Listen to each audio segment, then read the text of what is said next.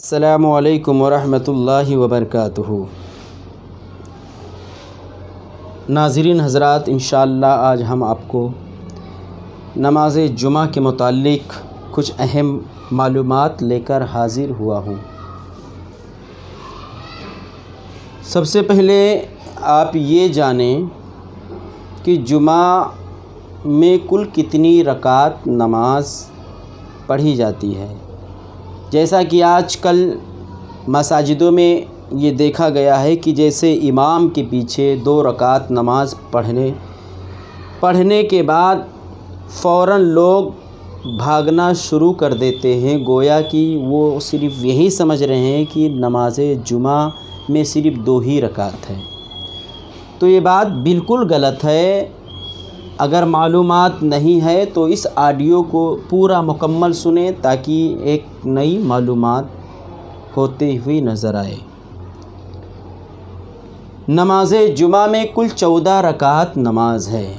پہلے 4 رکعت سنت موقدہ، پھر 2 فرض، پھر 4 سنت موقدہ، پھر سنت غیر موقدہ 2 رکعت، پھر 2 رکعت نفل، پورے 14 رکعتیں ہوئی۔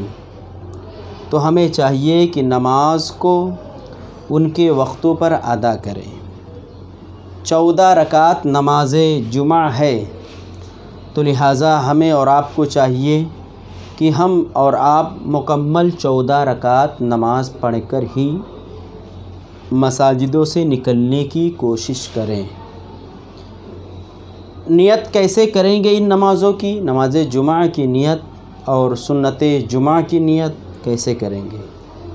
تو جیسے ہم مسجد میں داخل ہوئے، جب مسجد میں داخل ہو گئے، 4 رکعت نماز ہمیں فرض سے پہلے جو 4 رکعت سنت موقدہ پڑھی جاتی ہے، اس کی نیت اس طریقے سے کریں گے۔ نیت کہ میں نے 4 رکعت نماز سنت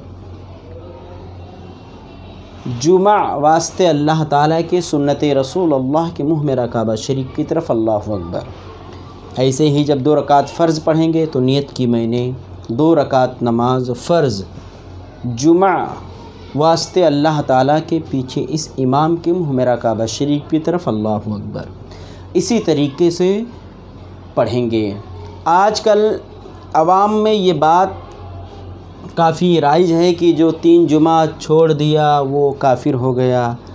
اس کی حقیقت کیا ہے؟ تو اس کی حقیقت آپ لوگ سماعت فرمائیں۔ اس کی حقیقت کے متعلق محدثین نے اس طرح روایت کیا ہے کہ حضور علیہ الصلوۃ والسلام فرماتے ہیں، جو 3 جمعہ سستی کی وجہ سے چھوڑے تو اللہ تعالیٰ اس کے دل پر مہر کر دے گا، اس کے دل پر مہر لگا دے گا۔ اور پھر دوسری بات، جو 3 جمعہ بلا عذر چھوڑے وہ منافق ہے، سرکار فرماتے ہیں۔ پھر سرکار فرماتے ہیں جو 3 جمعہ بلا عذر چھوڑے اس کا نام منافقوں میں لکھ دیا جاتا ہے۔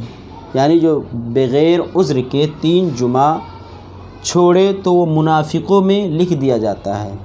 پھر آقا فرماتے ہیں جو 3 جمعہ پے در پہ چھوڑے، اس نے اسلام کو پیٹھ کے پیچھے پھینک دیا۔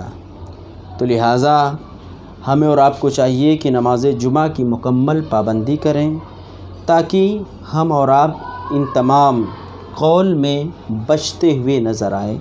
اللہ ہمیں اور آپ کو عمل خیر کی توفیق عطا فرمائے۔ السلام علیکم ورحمۃ اللہ۔